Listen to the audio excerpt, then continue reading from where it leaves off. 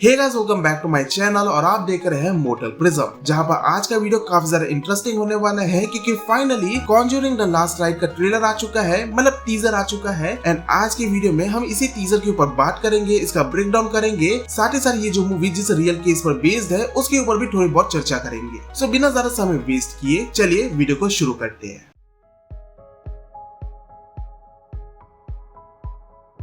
जहां पर अगर मैं इस केस की बात करूं तो ये जो पर्टिकुलर मूवी है कॉन्जरिंग द लास्ट राइड, इसकी जो कहानी है वो स्मॉल फैमिली के रियल केस पर बेस्ड है जो कि 1986 में घटी थी पेंसिल्वेनिया में। जहां पर जो स्मॉल फैमिली के मेंबर्स थे उनका कहना था कि उन्होंने घर में कुछ पैरानॉर्मल एक्टिविटी को विटनेस किया, साथ ही साथ उन्होंने कुछ स्पिरिट्स को भी देखे। जहां पर ये जो स्पिरिट्स है इन्हें काफी ज्यादा परेशान करते हैं, जिससे स्मॉल फैमिली के जो मेंबर्स है वो काफी ज्यादा डरे रहते हैं, काफी ज्यादा स्ट्रेस में रहते हैं, यहाँ तक कि ये स्पिरिट्स उनके ऊपर फिजिकल अटैक भी कर चुके हैं। एंड चीजें तो इससे ज्यादा हार्श चली जाती है जब वहां के एक मेंबर के ऊपर असॉल्ट तक हो जाता है, यानी कि चीजें बहुत ही ज्यादा डरावनी हो चुकी थी। और ऐसे में जैक और जेनेट स्मॉल जो है एडन लॉरेन को अपने घर में बुलाते हैं जो कि पैरानॉर्मल इन्वेस्टिगेटर होते हैं। अब ये जो है ऐसी सुपरनैचुरल केसेस को हैंडल करते हैं एंड इन्होंने अपने लाइफ टाइम में कई सारे ऐसे केसेस को हैंडल किया है। जहां पर जैसे ही एडन लॉरेन इनके घर में पहुंचते हैं तो लॉरेन वहां पहुंचकर ही किसी तरह की सुपरनैचुरल प्रेजेंस को फील करने लगती है। एंड ऐसे में वो बताती है कि इस घर के अंदर अराउंड 4 आत्माएं हैं, जिनमें से एक डीमन है। जहां पर ये पर्टिकुलर केस एडन लॉरेन के one of the scariest cases में से एक है, क्योंकि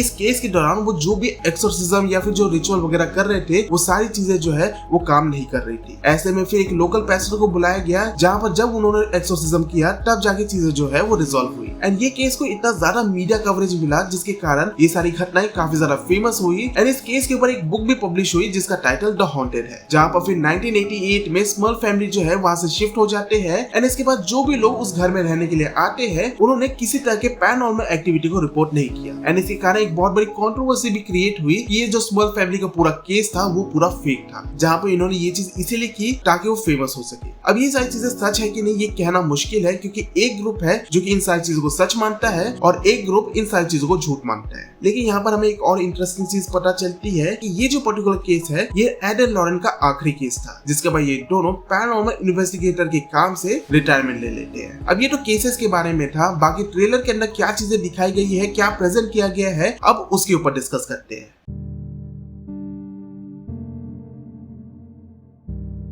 जहां पर हम ट्रेलर के स्टार्टिंग में वॉरेन फैमिली के घर को देखते हैं, उनके म्यूजियम को देखते हैं, जहां पर उनके हैंडल किए गए जितने भी केसेस थे वहां के श्रापित ऑब्जेक्ट्स को यहाँ पर स्टोर किया गया है। एंड एड ये सारी चीजें कुछ लोगों को दिखा रहा होता है एंड वो बताता है कि यहाँ का हर एक ऑब्जेक्ट जो है वो श्रापित है, कर्स्ड है। जहां पर सबसे पहले कैमरा जो है क्रूकेड मैन के टॉय को फोकस करता है, जहां पर मैं पर्सनली चाहता हूँ कि जो क्रूकेड मैन है उसका कुछ ना कुछ हॉरर सीन तो यहाँ मूवी के अंदर प्रेजेंट करना ही चाहिए। मतलब उसका डिजाइन काफी इंटरेस्टिंग लग रहा था और उसका ओरिजिन स्टोरी में जरूर जानना चाहूंगा, जो कि अभी तक प्रेजेंट नहीं किया गया है। इसके बाद हम द नन यानी कि वैलेक की पेंटिंग को देखते हैं, फिर हम देखते हैं द सामुराई के आर्मर को, जो कि हर एक मूवी में थोड़ा थोड़ा उसका रेफरेंस दिखाया जाता है। एंड मैं जानना चाहता हूँ कि इसकी क्या ओरिजिन स्टोरी है, क्योंकि ये ऑब्जेक्ट इंटरेस्टिंग तो बहुत लग रहा है लेकिन इसके बारे में कोई भी क्लियर डिटेल मूवी के अंदर अभी तक प्रेजेंट नहीं की गई है। इसके बाद हमें चौथा जो ऑब्जेक्ट दिखाया जाता है वहां पर हम एक फ्लास्क को देख पाते हैं, जो कि मुझे क्लियरली तो याद नहीं आ रहा है कि ये किस मूवी से बिलोंग करता है, लेकिन जो कॉन्जरिंग की जो प्रीवियस मूवी थी यानी थर्ड पार्ट उसमें जो चीजें दिखाई गई थी शायद ये ऑब्जेक्ट उसी मूवी से बिलोंग करता होगा, उस केस से बिलोंग करता होगा। एंड देन फाइनली हम एनाबेल द डॉल को देखते हैं, जो कि आई एम श्योर कि इसका जो है कुछ ना कुछ हॉरर या जंप स्केयर हमें मूवी के अंदर दिखाया जाएगा ही, मतलब इतने हल्के में तो नहीं छोड़ने वाले।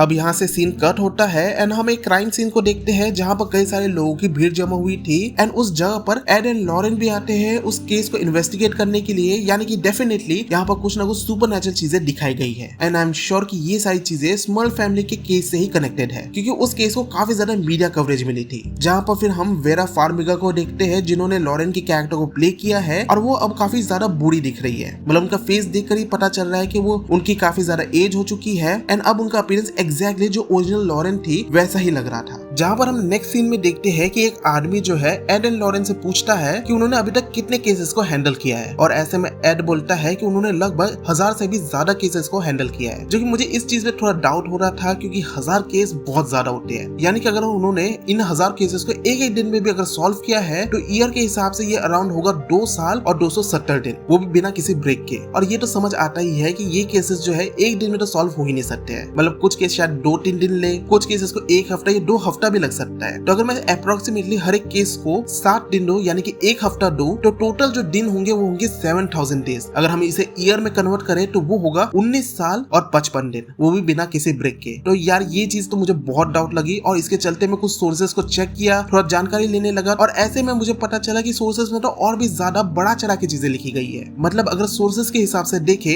तो वॉरेन फैमिली ने लगभग 10,000 केसेस को हैंडल किया है। मतलब इन्होंने कुछ ज्यादा ही एग्जैजरेट करके बता दिया है, क्योंकि अगर हम 10,000 केसेस की बात करें और हर एक केस को एक एक दिन भी दे तो वो अराउंड होगा 27 साल और 145 दिन, वो भी बिना किसी ब्रेक के, जो कि पॉसिबल ही नहीं है। अब हम इस चीज की क्रेडिबिलिटी पे बात नहीं करते हैं क्योंकि वो अपना काम नहीं है। ट्रेलर में जो दिखाया गया है उस पर अब फोकस करते हैं, जिसके बाद सीन जो है एक आदमी पे फोकस करता है जो कि आई एम श्योर कि ये जो है जैक स्मल है, जो कि काफी परेशान बैठा हुआ था क्योंकि उसके घर में पैरानॉर्मल एक्टिविटीज होती जा रही है और ऐसे में उसका जो परेशान होना है वो समझ भी आता है। जिसके बाद सीन कट होता है एंड हम एक लेडी को देखते हैं जो कि एड एंड लॉरेंस के साथ बैठी हुई थी एंड हम तभी देख पाते हैं कि उसके शोल्डर पर एक तरह का डिमोनिक हार्ट है जो कि अचानक से गायब हो जाता है। Classic horror element. इसके बाद ट्यूबलाइट फूटती है एंड काफी भगदड़ मच जाती है एंड फिर सीन फोकस करता है एक बच्चे की ओर जिसका जो खिलौना है वो अचानक से ही जो है चलने लग जाता है, हवा में लेविटेट करने लग जाता है एंड जब वो देखती है तो उस टॉय को किसी तरह की स्पिरिट ने जो है पकड़ रखा हुआ था। जहाँ पर स्पिरिट को थोड़ा ध्यान से देखो, मतलब ये डरावनी कम वियर्ड ज़्यादा लग रही है।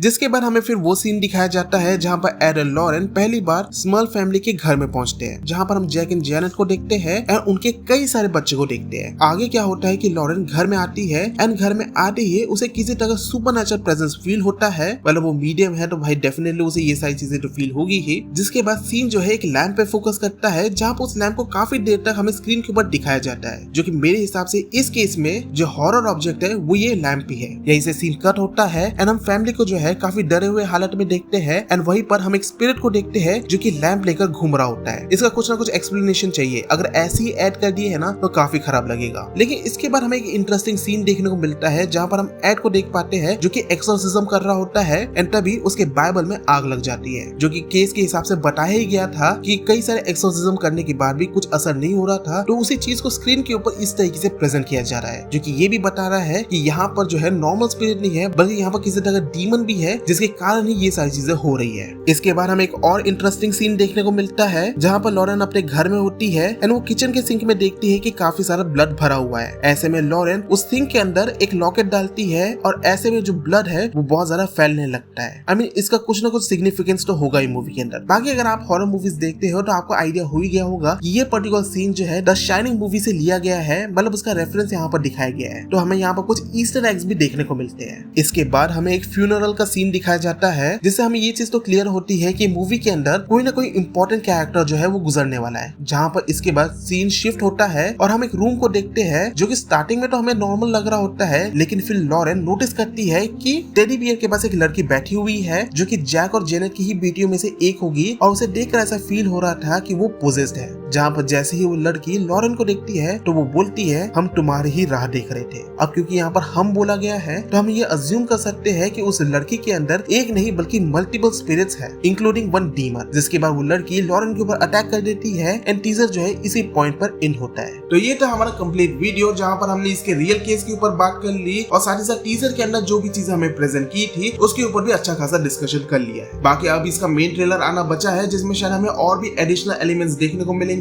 और इस पर्टिकुलर टीजर में वैसे तो हमें कुछ बहुत बढ़िया जंप स्केयर या हॉरर एलिमेंट देखने को नहीं मिले। होप करता हूँ मेन ट्रेलर के अंदर हमें कुछ ऐसा एलिमेंट देखने को मिले ताकि इस चीज का आइडिया तो हो कि ये मूवी काफी डरावनी होगी कि नहीं। बाकी आपका क्या ओपिनियन है इस मूवी को लेकर कमेंट्स में जरूर बताना। इसी के साथ मैं ये वीडियो यही पे एंड करता हूँ। होप करता हूँ आपको ये वीडियो पसंद आया हो और अगर आप इसी तरह की फ्यूचर कंटेंट देखना चाहते हैं तो आप मेरे चैनल को सब्सक्राइब कर सकते हो। मैं मिलता हूँ आपसे नेक्स्ट वीडियो में और ऐसे कंटेंट के साथ। तब तक के लिए गुड बाय।